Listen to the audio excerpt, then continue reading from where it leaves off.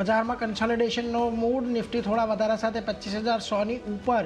Bank Nifty ઉપલા સ્તરેથી લગભગ 200 point નીચે અને રહ્યો ફ્લેટ. આજે મિડ કેપ અને સ્મોલ કેપમાં દબાણ.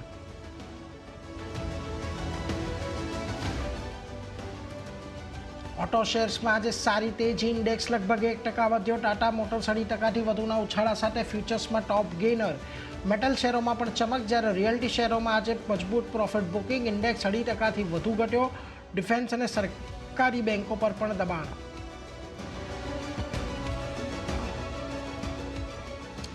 સારા પરિણામો અને મજબૂત કમેન્ટ્રીને કારણે ડિક્સન ટેક બન્યો મજબૂત. લગભગ 2% વધીને ફ્યુચર્સના ટોપ ગેઇનરમાં સ્થાન. ત્યાં જ કેએ ઇન્ડસ્ટ્રીઝ પરિણામ અનુમાનથી ઘણા સારા. આવક 25%, તો નફો 30% વધ્યા.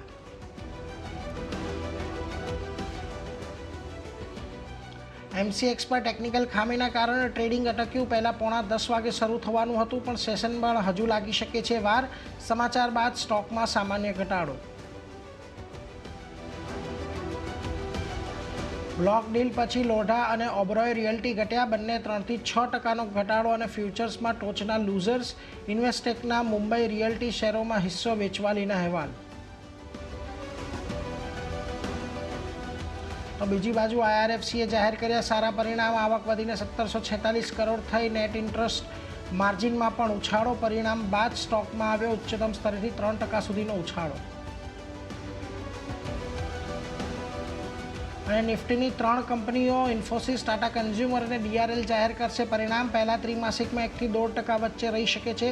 ઇન્ફોસિસની સીસી આવક સાથે પર્સિસ્ટન્ટ સિસ્ટમ, કોફોર્જ અને ઓએફએસએસ સહિત 5 વાયદાની કંપનીઓના પરિણામ પર પણ રહેશે નજર.